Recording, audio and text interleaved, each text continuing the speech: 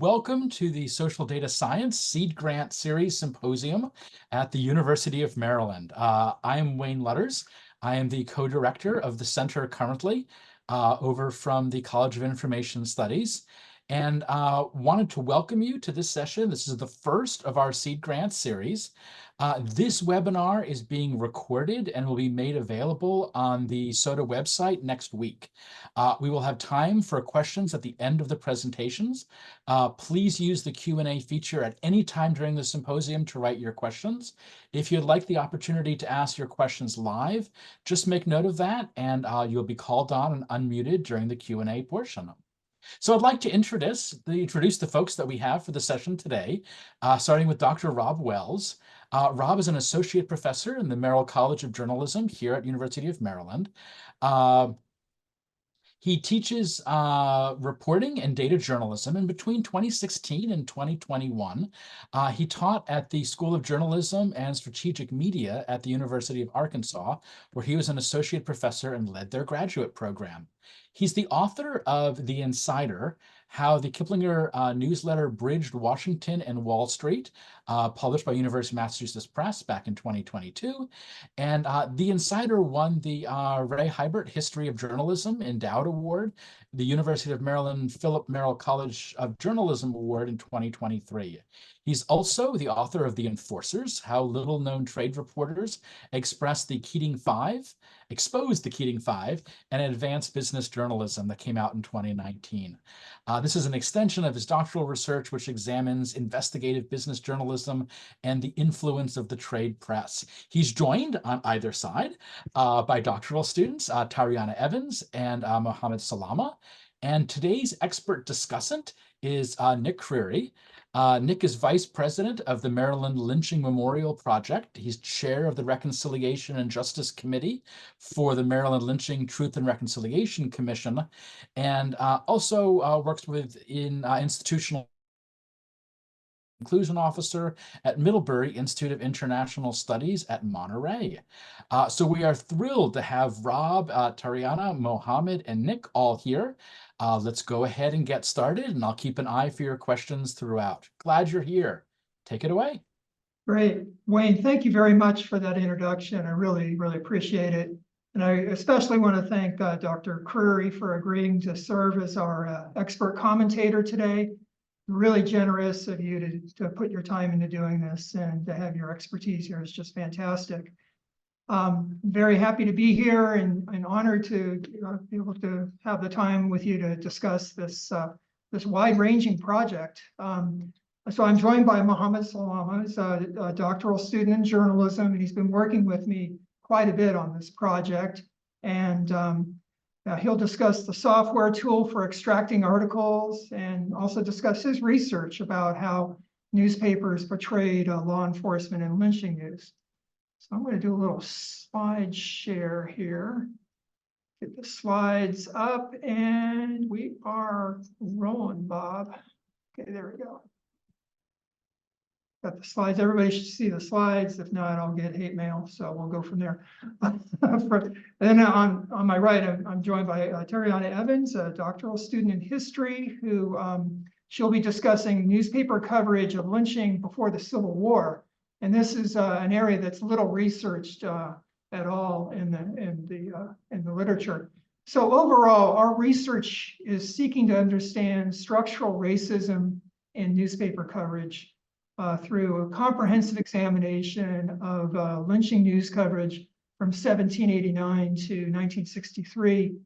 We really believe our findings will provide a new, historical evidence of how newspapers, in many cases, help perpetuate racial narratives, ones that scholars believe contributed to violence and torture of Black Americans.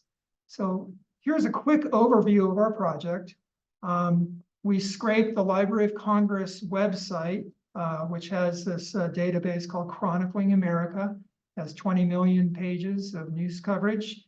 And we gathered 60,000 articles that describe lynching news coverage over that time period. And what our contribution here in the literature is, there have been other studies, quite a few actually, about lynching and news coverage, but none have had the ability to look at time and over a region. So we're making this contribution to the literature. I wanted to give a brief overview of what we did with the SoDa Sea Grant money. We were very happy to receive $23,900 from this project, and it basically went into software development and paid a group of student researchers who extracted these specific articles out of the 60,000 pages. We'll talk a little bit more about that in a bit. Had quite a bit that's happened during the time we got the grant last spring. Mohamed and I just finished a juried academic conference presentation at the Social Science Historians Association. I wrote an article in a national publication about my class and the research. It was in the Conversation, a widely read blog. I've just finished teaching a class with 13 students where they did content analysis of this data. More about that in a bit. We finished the first phase of the technology, so we were able to get the students to work with the newspaper data. Getting ready to write a peer-reviewed article now. We have a very clear sense of where we're going with the research, and then we have Mohamed working probably on his PhD dissertation for this. And probably most important, we've been able to reach out to the community, and I'll talk a little bit more about that, but we're helping the Maryland Lynching Memorial Commission and its affiliates with various technical questions about the nature of news coverage. How did all this begin? It began with a project in 2021 that the Philip Merrill College of Journalism did through the Howard Center for Investigative Journalism. It was called Printing Hate. And this project was inspired by the work of Deneen Brown, a Washington Post reporter, elegant writer, very dogged reporter, who did some incredible work about the Tulsa race massacre. And the faculty here decided to do a broader project looking at structural racism in news coverage. This project's been published, but there was a lot of data left over because there was a very specific sort of focus to that project. And that's what we picked it up as a big data project. And so here's some of the findings. Here's the distribution of the 60,000 pages of Library of Congress stories. This is based on the metadata that we gathered from the Library of Congress. The articles were retrieved through terms like lynching of the Negro and lynching of the colored. They're pretty standard search terms. And you can see that there's a peak in the news coverage that basically corresponds with the peak of racial violence in the mid-1890s, and then kind of goes down from there. We will also be comparing this mainstream news coverage with African-American newspapers. And so we are trying to, one of the things that we're trying to do here is scale up a process to do content analysis at a very large scale using open source tools. And we had a software developer create a tool that essentially allows you to copy and paste the specific article out of a website and put it into a folder, and then we can do the machine learning and run computational software and narrative analysis software against it. And I've been writing the scripts in R to do that. Some of the basic findings give you a feel of the distribution by region, more northern papers and southern papers, but fairly well balanced. I did this just to sort of see how the Civil War combatant states would be, characterized by region. And then there's this slide here. This is one of our more important findings. So the blue line represents the number of lynching cases. And so we used the 5,872 documented lynching cases. That's 5,872 people who were lynched by mobs in American history. It's a stunning and shocking figure. And so that blue line is the frequency of the lynchings over time on a normalized scale. And then we lined it up with the frequency of news coverage from our search. And you'll see right around 1893, something happens. The red line goes above the blue line. News coverage begins to exceed the prevalence of lynching according to our data. And what happened then? Ida B. Wells, the great journalist, who published Southern Horrors, Lynch Law in all its phases. We call this the Ida B. Wells effect. There's more that happened, of course. There was the rise of the New South. There was the rise of the Black public sphere. But this is a pretty significant finding to show that we think there's some connection between the journalism of Ida B. Wells inspiring other newspapers to really take this crime seriously and begin to cover it in more detail. So I'm going to hand over the next section to Mohamed, but first I just want to describe sort of the big concept behind this text extraction software that the grant helped finance.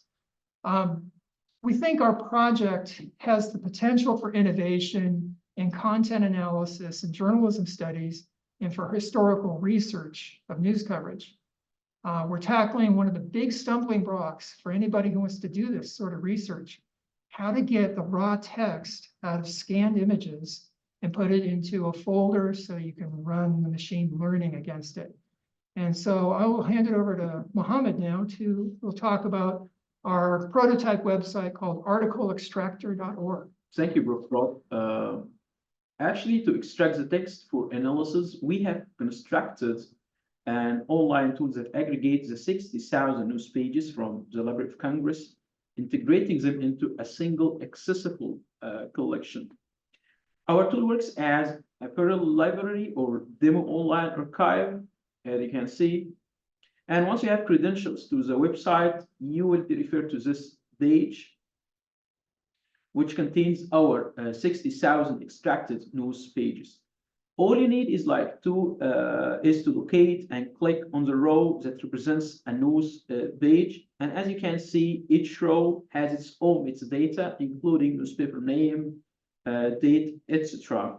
And once you click on the row, it will take you to the news page. Our tool has an arrow key that goes to the most likely search first results first. And if you found an article or a news piece that contains a lynching incident and you want to extract it, you just want to hold E and double click. And at the end, you hit save. I'm having some takeaways. The first one, red highlights likely indicate lynching incidents, while other colors suggest lower probability. And our tool also has other features, such as no coverage in case we didn't find any related news articles. Also, we have bad layouts, we have other, and also we have a space for leaving comments in case the extractor found something interesting and wanted to bring it to our attention. And finally, we can extract up to 10 articles per page, and we are currently working on increasing this number for future work, maybe like up to 20. But why our tool is significant for historians? First, it represents a sophisticated online tool for layered navigation of archival materials. And second, it houses thousands of articles, facilitating a comprehensive understanding of historical events through the application of data-driven analysis. Thank you, and Prof. will take it over from here. Awesome. Thanks a lot, Mohamed. And really appreciate your hard work on this project throughout all of this and being patient and putting up with all the craziness here. Let's see, let me get this slide up here. So I decided and made this proposal to the dean of the journalism school, Rafael Lorente, to teach a class where the students would learn about content analysis and help understand, the various aspects of narratives over time in the news coverage. And here's my class, just finished it off. Tyriana's in it as a PhD student. The rest are undergrads. Really, really impressive group of individuals. They are now finishing articles that we hope to publish on Maryland's Capital News Service in the coming weeks. So here we had the class looked at several things. One was looking at the analysis of how the mob was portrayed in news coverage, and their analysis shows that news coverage would sort of categorize the mob as orderly or quasi-judicial, kind of normalizing this activity as something that was kind of typical and expected. They would equate citizens to the mob, and vigilante justice was portrayed as acceptable. We also saw some conflicting narratives where you'd have a little bit of both. The class was given these excerpts of mob coverage from over 7,000 news articles in the stratified sample we used. And so they looked at these extracted segments, and then they classified the segments, whether or not that news portrayal was going to be hostile, if the mob was portrayed as hostile, or neutral, if it was just sort of a kind of a bland, not really sensationalized account, or if the mob was portrayed as orderly.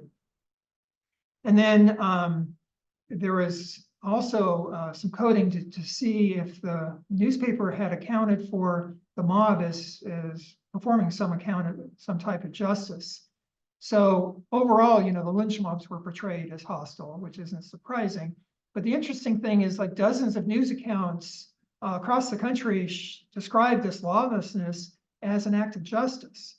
And this justice narrative was in more than a quarter of all phrases that we analyzed from the 1840s and the 1860s and 1870s.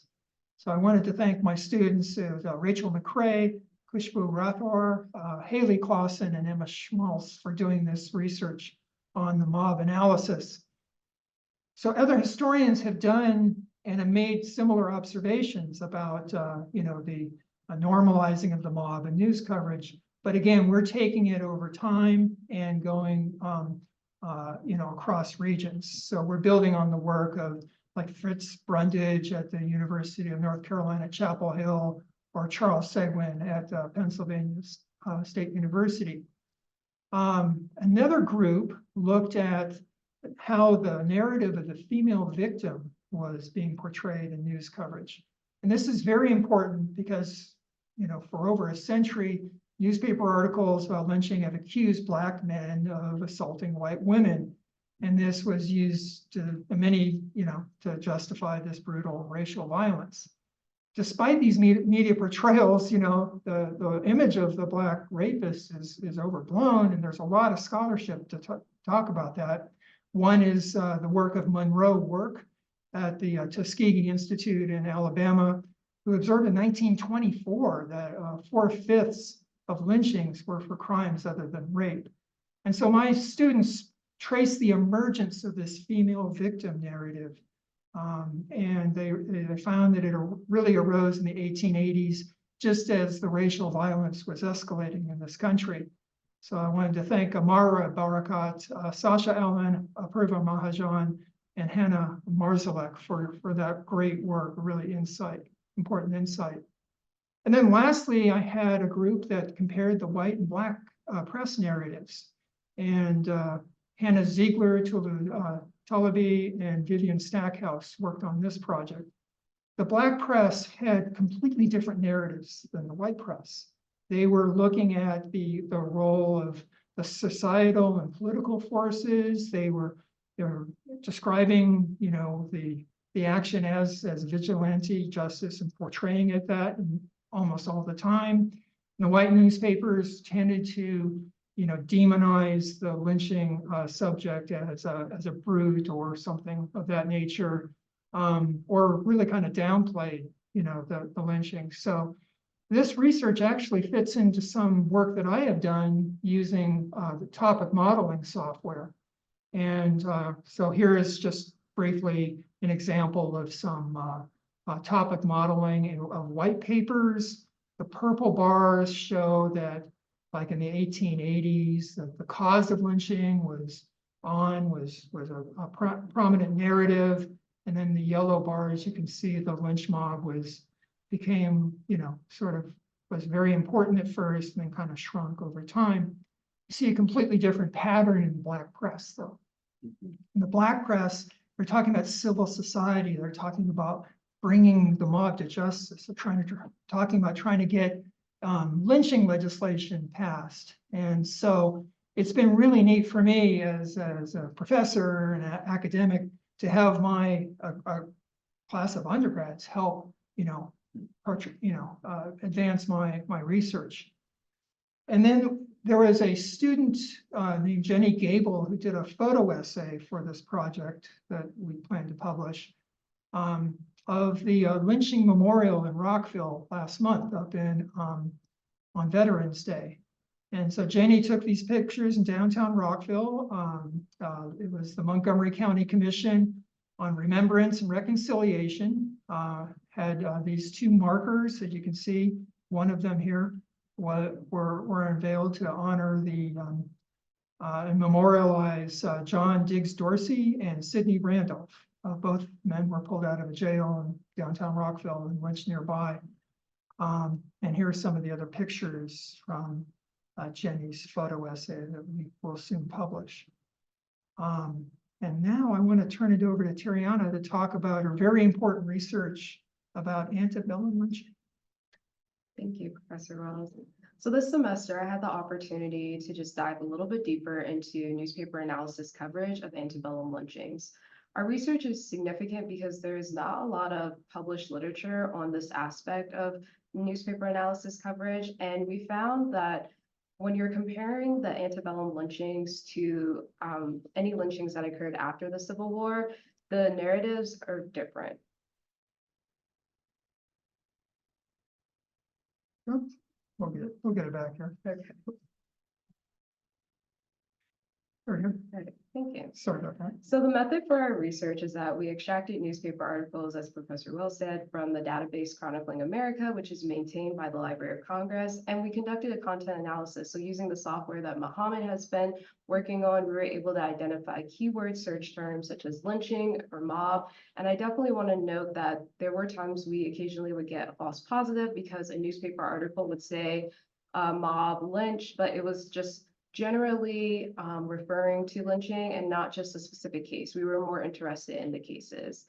Once we were able to identify a case that worked for our research, we recorded the year of the lynching, the newspaper name, city, state, and any additional details we could find on the lynching.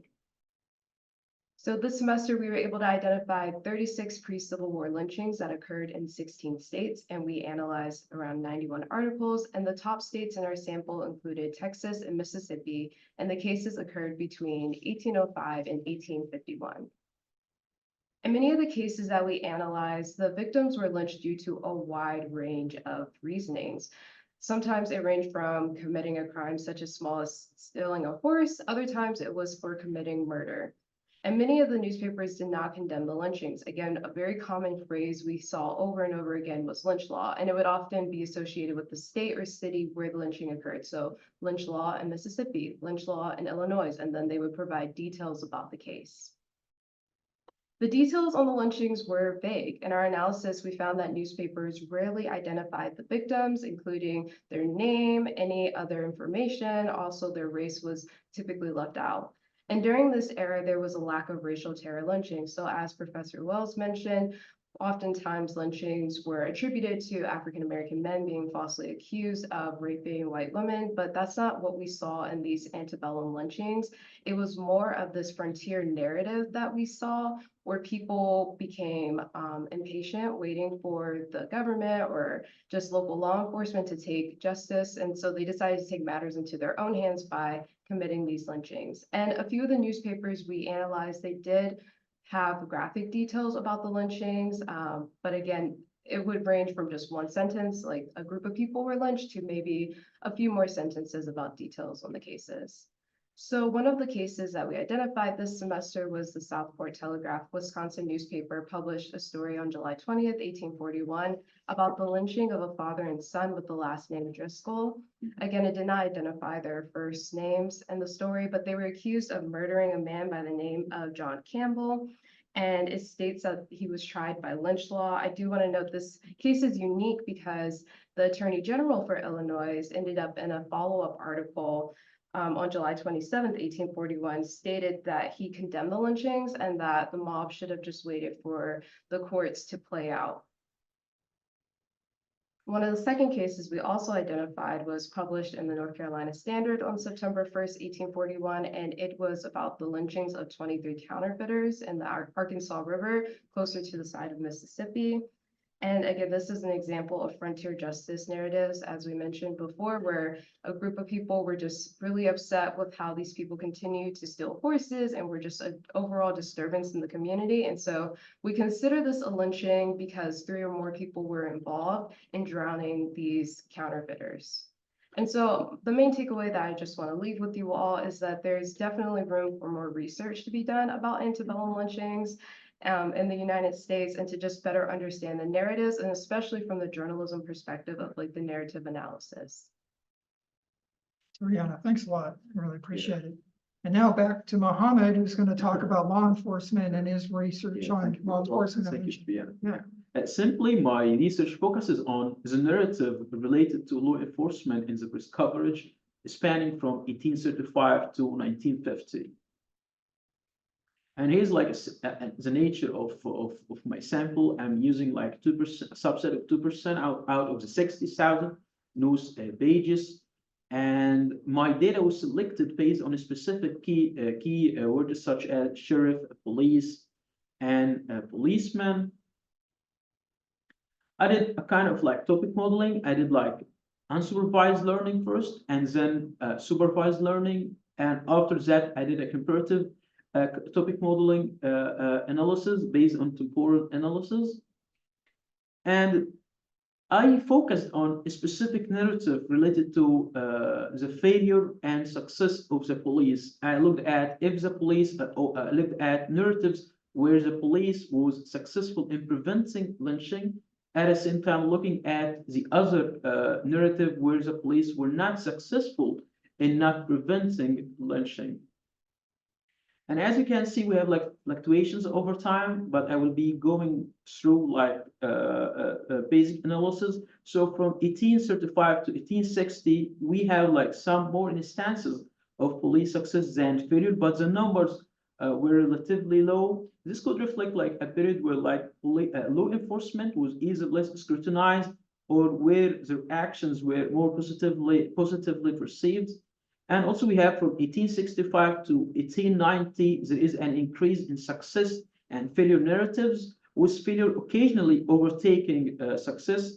This may correspond with the period after the Civil War, where law enforcement faced challenges in maintaining orders and protecting rights, especially during Reconstruction period. And from 1890 to 1910, we have a significant rise in success and failure and narrative, peaking around the 1900s. And from 1910 to 1930, we can see a noticeable decline in success narratives, while failure remains high, especially around 1905. This decline in success could be related to increasing public scrutiny and criticism of law enforcement practices, possibly influenced by the civil rights movement and maybe greater press freedom. And from 1930 to 1945, we can see a notable decrease in either success and failure narrative. And this reduction could be due to the focus of the press on other significant issues, such as the Great Depression, World War II, leading to less emphasis on law enforcement narratives.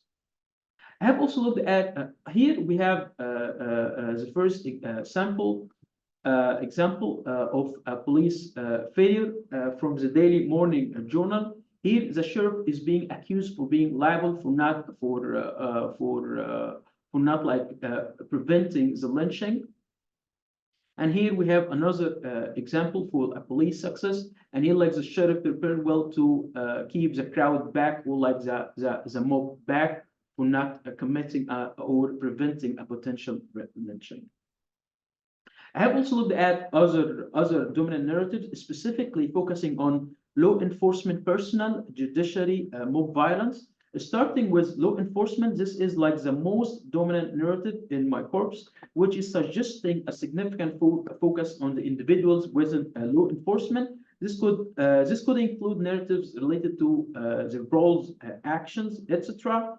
And also the second one is judiciary. The judiciary has lower representation, and this might indicate the press gave less attention to the legal and judicial aspects.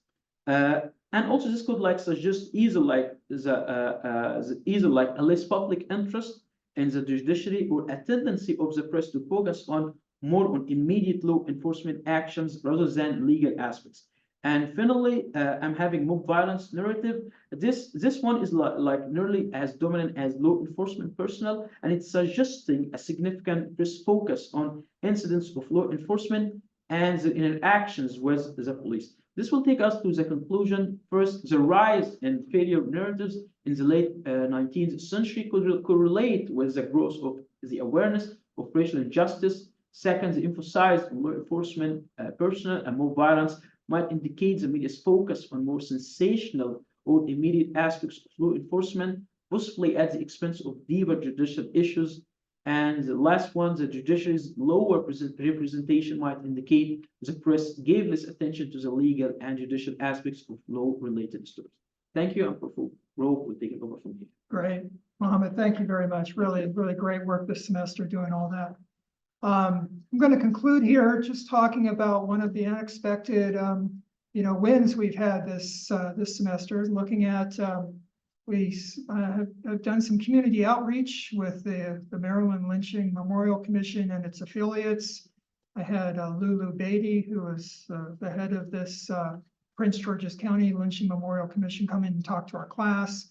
We fielded some questions from her group and others, and including we had a very neat tip that came in from Dr. Linda Girdner from Connecting the Dots in Anne Arundel County. She's researching the news coverage of lynching of George Briscoe. And there was a German newspaper in Baltimore that carried an article in 1884 about this lynching that caught her eye.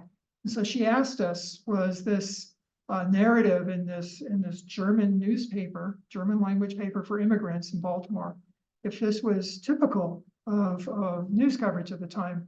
We said that the paper is saying that the mob should be tracked down and punished, and the lynchers have no legitimacy, was definitely not very typical. And so that was a great tip, and it really suggests a new research area in lynching studies, looking at immigrant papers and comparing them to the Black press as well. And just to sort of wrap up other things that we've done, I wrote an article for The Conversation about my class. It got some national attention. The Maryland Today, the campus-wide newsletter, did a little feature about our class as well. Mohamed and I presented at the Social Science Historians Association and at the Joint Journalism Communications History Conference. Problems we've had on this project: the technology is highly complex, the article extraction process and the development of that tool is behind schedule. I think the workflow could be improved, and in fact, I think maybe AI might be eclipsing the sort of workflow that we had designed 2 years ago.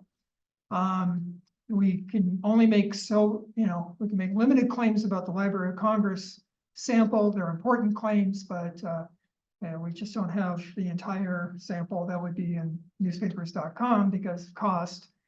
And we need to do additional work on geographic analysis. The wins, having both of these students work with me, are incredible wins. Having my research with my undergraduate class, just really, I think it was a great thing to do. And then the community outreach and the support we've had from Charles Seguin at Penn State and Amy Bailey at University of Illinois, Chicago. Wonderful support on this. Here's our research team. Kathy Roberts-Ford at UMass Amherst isn't able to be here, but it's been helping us a lot. Sean Mussedin is out on family leave. Really, thank you very much for all of the support, and I will hand it back to the moderator and stop sharing my screen. Hey, wonderful. Thank you, Rob, Tyriana, and Mohamed, a really fascinating and important collection of projects. We're honored to have a discussant to get us started in our conversation as we're processing this. Nick Creary has joined us, and would love just to kind of start off with some initial comments. For folks that have questions, please continue to use the Q&A feature. We're sorting and queuing them up to all address at the end. Nick, please. Well, thank you, Wayne. And thank you, Rob, Tyriana, and yeah, I'm just very impressed. I mean, this is, again, I'm working not to sound like a blithering idiot here. Again, I was just very impressed with what, the use of big data, sort of a new method to study a very old and persistent problem. As I was going through this, I mean, the thing that kept coming to mind was sort of that Chinese, aphorism of, viewing flowers from horseback. You get a very broad, it's like a big picture. And sometimes, in sort of looking at that big picture, you don't necessarily notice, some of those more specific individual flowers. And I'll come back to that in a little bit. But I think what really struck me, in looking at this and looking at your study of the coverage was what seemed to me a through line of journalism shaping news and opinion and not just reporting it, and buttressing the ideology of white supremacy from the birth of the Republic to the present day. I think that comes across very clearly. Probably not that surprising if you spend enough time looking at this stuff, but I think I would say that's an important finding, that there is that consistency. And so when we look at narratives, it's like in modern day narratives of, the brute Negro narrative, as my students at Bowie State called it, or, you have the Negro, the Black brute narrative. It's all, of the same cloth.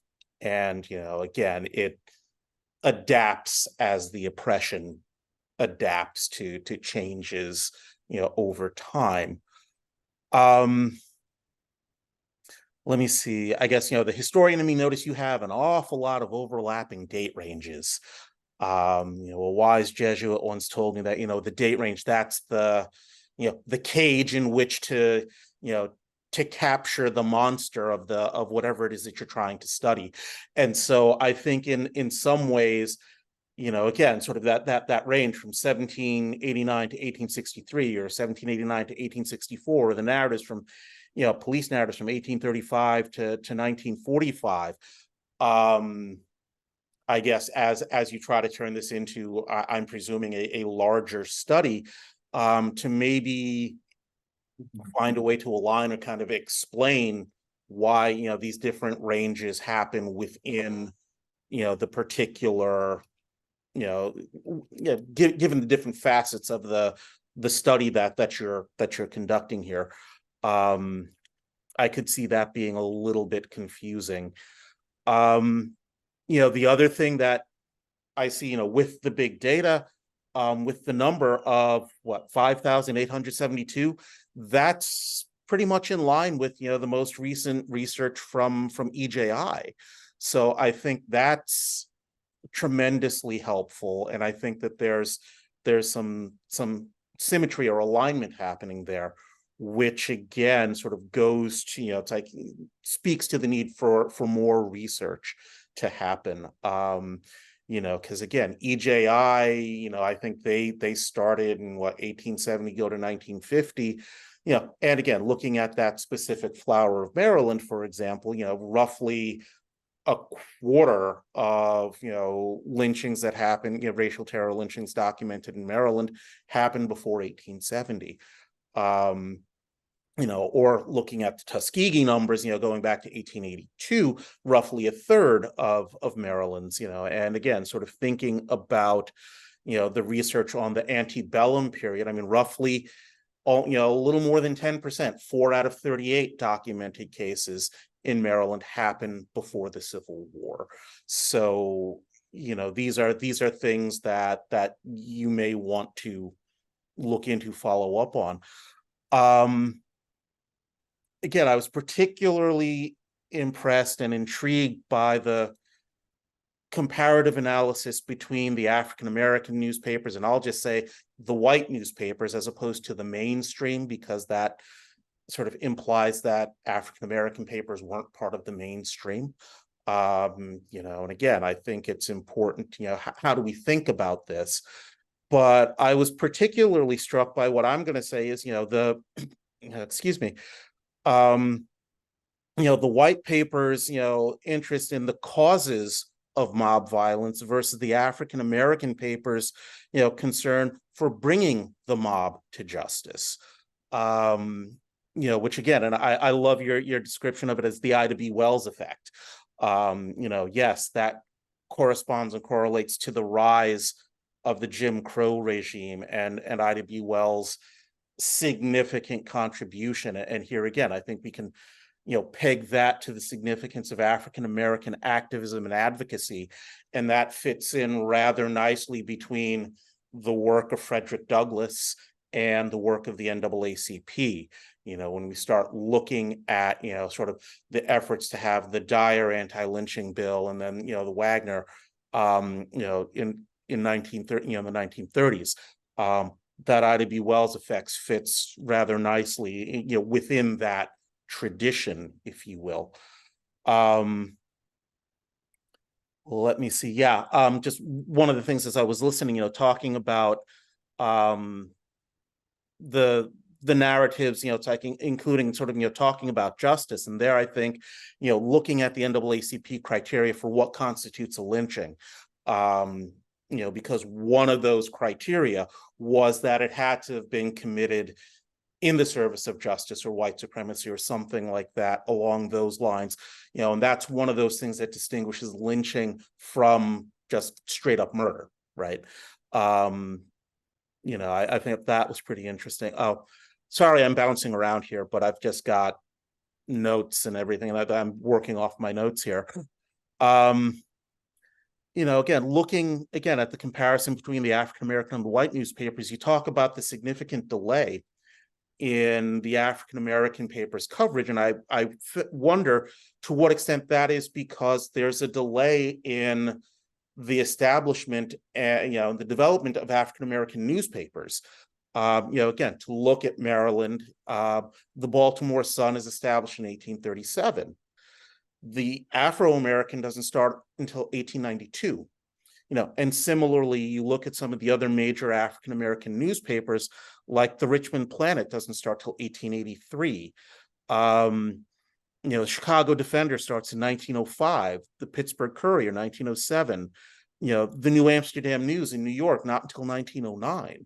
So I think, we can say, yes, there's a delay, but how much of that is because, again, Black newspapers don't happen. And again, I think there's a whole literature on the history of the Black press, which might be useful there, but that then also has impact on their ability to cover lynchings. I mean, the Afro-American, it starts in 1892, but they don't have an awful lot of coverage, of lynchings, in that period from 1892 to 1911, because then you have that ostensible 20-year period in Maryland where there are no documented cases of lynching. I'm still willing to bet my next paycheck that there were lynchings that happened, and actually somebody at the state archives in Annapolis is, started looking at, attempted lynchings, particularly during that period. So that might be something. think about. But yeah, I mean, the Afro really comes through loud and clear, 1931, 1933. But yes, I think there's, and that also I think correlates to, one of the insights EJI brought up, sort of looking at, sort of the decrease that you identify from 1923 following. And I think, EJI correlates that to a corresponding rise in executions or legal lynchings, as we, as I like to call them, because effectively that's what they were.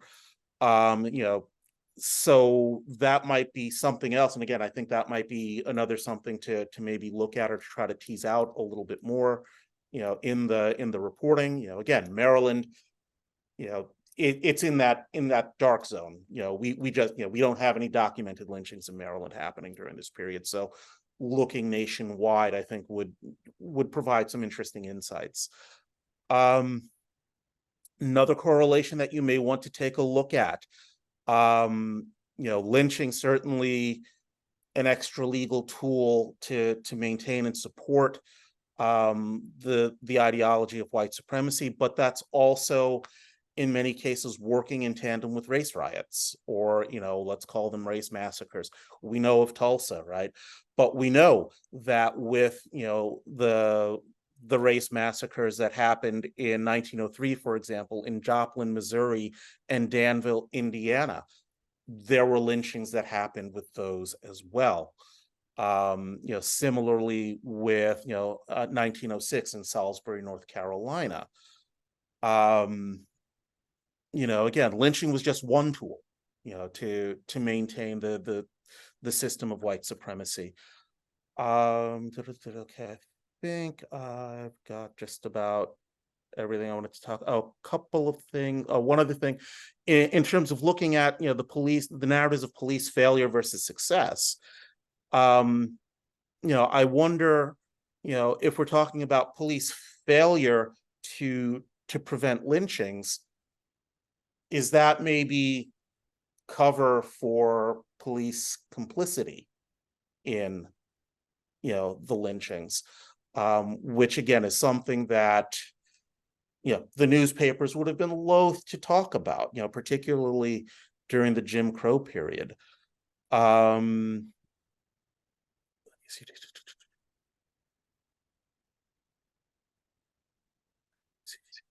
Yeah, peak coverage. Yeah. So turning briefly, and then I'll shut up and let other people, ask questions or make comments. But looking at Maryland, again, just one of the things that caught my attention there was that the Baltimore Sun was not in the top 5 newspapers, to have coverage, which was a surprise to me. With, again, given that most of my research has been dealing with Maryland, Baltimore, they had an awful lot to say. And again, I mean, looking at, if your average article, contained less than, 200 words or less, the Baltimore Sun, I think, kind of went over and above, and it sort of like exceeds that. If you look at the number of the lurid and lengthy, detailed, accounts of the lynchings that happened in Maryland, they're going way, way more than 200 words. And I think that might be something, to put into, correlation, or to kind of see how that plays out vis-a-vis other newspapers that you have in your top 5. And I'd be curious to know, where, in that top 10, does the Sun figure there? Let's see. I talked about that. Another thing, looking at the antebellum period, are 2 points. Thinking about the, that criterion, the first criterion, what's a lynching? There has to be a body. A lot of these early frontier things, would talk about lynchings, like the case of Lothario in Washington County, 1839, where, they said he was lynched. What did they do? They tarred and feathered him and rode him on a rail, and took him to the county line and said, go, it's like, go to Pennsylvania, don't come back. You know, that was an account of lynching, but does that fit our modern definition of lynching? You know, and I think that's something that you may come across as you go through more of those articles. And then lastly, again, you know, sort of noting that, you know, only 4, you know, cases, you know, documented in Maryland, but you know, there may be, and again, you'd have to do some digging on that, but I think, you know, there's going to be a relatively lower number of accounts or documentations of lynching because there wasn't an incentive. You know, there was an incentive not to lynch because for the you know, most of this period, you know, the overwhelming majority of African Americans were enslaved, and as such, they were seen as property. And if you were to kill an enslaved person, you basically, you know, according to the law, you've damaged or destroyed somebody else's property, and then, you know, you would be liable to compensate the owner for that loss of property. So I think the economic rationale of the antebellum period is probably something that you will need to think about, you know, as you try to look at these things. And then lastly, you know, again, I was sort of looking at the, you know, the initial draft, you know, you talk about the, you know, the 1906 lynching, you know, to talk about the, you know, sort of the lurid descriptions of it. I call that, you know, sort of white violence porn. But that's the 1906 case was Maryland's own Henry Davis, you know, who was lynched in Annapolis. And again, we can talk about, you know, the involvement of St. John's College, you know, in that lynching. And I will stop there and let other people share their brilliance. Great, Nick, thank you very much. I really appreciate that thoughtful insight and start to our conversation. We have a number of questions that have arrived. Some are high-level questions, some are project-specific questions. Let me start with some high-level questions. Someone had picked up on your comment, Nick, about looking for a more national approach. So Delante asks, do you, for the team, do you have any interest in doing this kind of analysis for lynchings above the Mason-Dixon line? For example, in New England, you had mentioned Wisconsin. Are there others you've seen or looked at? Yeah, so this is a national study, and this is our contribution, is we're able to, you know, look at all the newspapers across the country, whereas others have really focused on the southern states and post-Civil War period. We haven't seen a lot north of the Mason-Dixon line, but that is, we wanted to go where there was the highest number of events first. But there are some up in, there's some in Illinois, and I think there are 1 or 2 in Pennsylvania, but not many, really. Wonderful, thanks. Another high-level question. This is from Frauke, and so this is one that might be directed at Mohamed.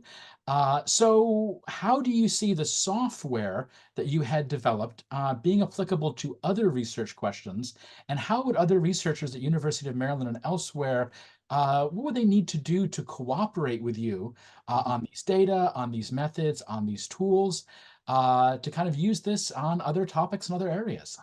Yeah, thank you for this one. Actually, we are currently working on, like, you know, we are trying like to finalize our project by the end of like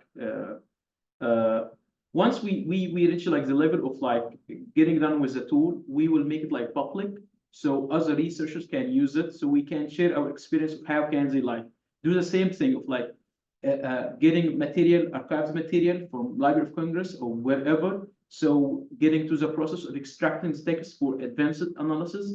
But currently, it's not public yet, but we're working on making it public once we are done.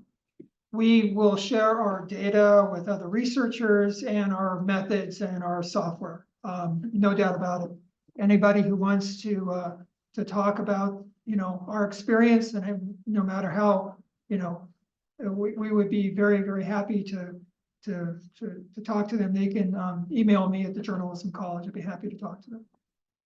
Excellent. This is so in line with the vision and mission for what the Social Data Science Center would like to do. Would like to help your entire team in getting that message out and the tools broadly shared. Let's look specifically at, this is the first project that you had presented, Rob, in the beginning.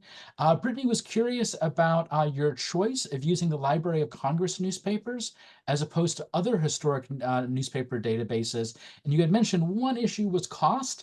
Were there some other issues and trade-offs that went into that decision?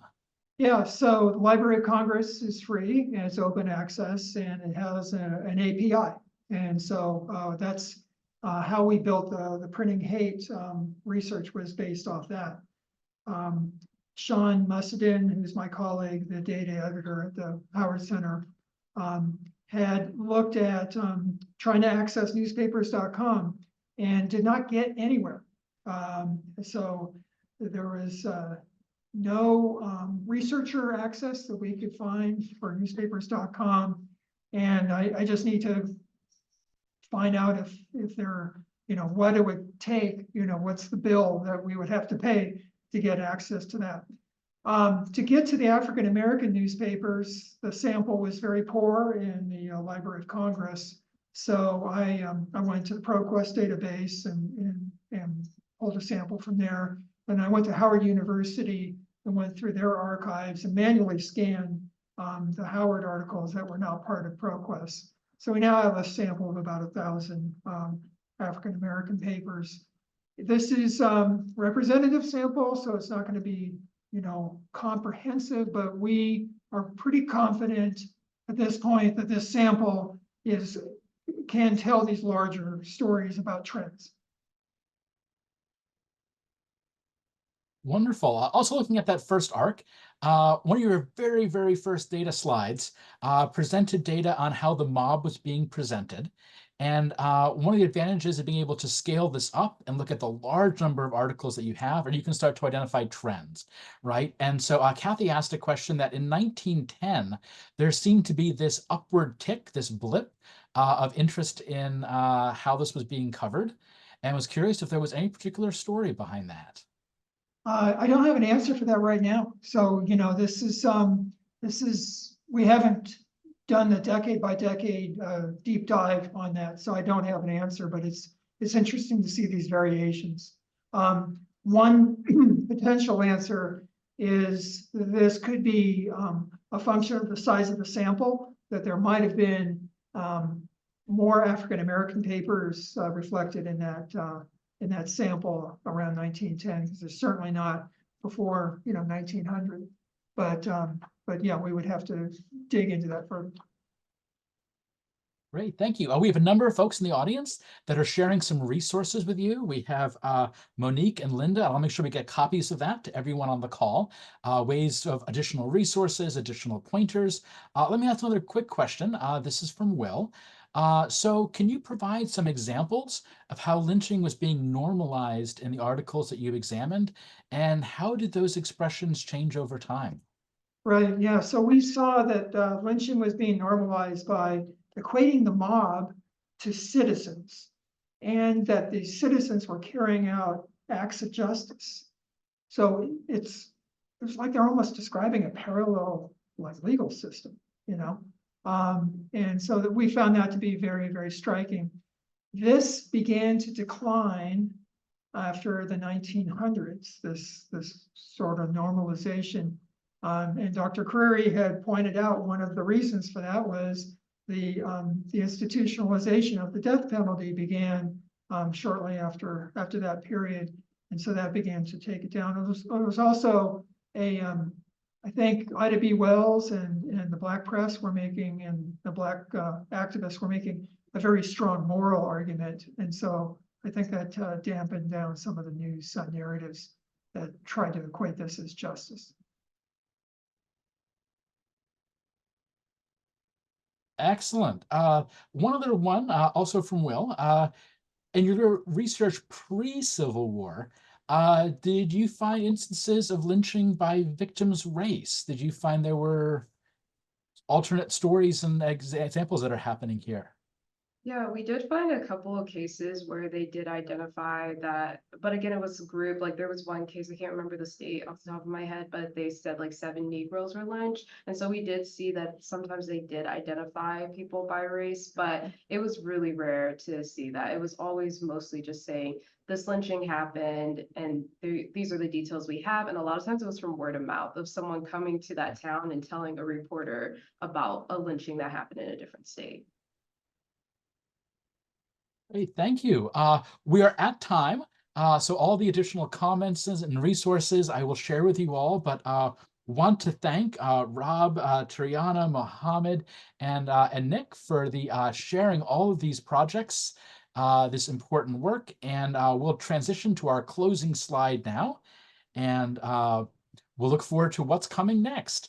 So we have Dr. Sally-Ann Keller, who's the Chief Scientist and Associate Director at the U.S. Census Bureau, who will be joining us on January the 17th for our next SoDa Symposium. Should be a very engaging talk. We look forward to seeing all of you then. And thank you again for all the important work to the team today. And this example of how using data science and some of these tools allows us to get a crisper and wider lens into these important parts of Maryland and our nation's history. Thank you again, all.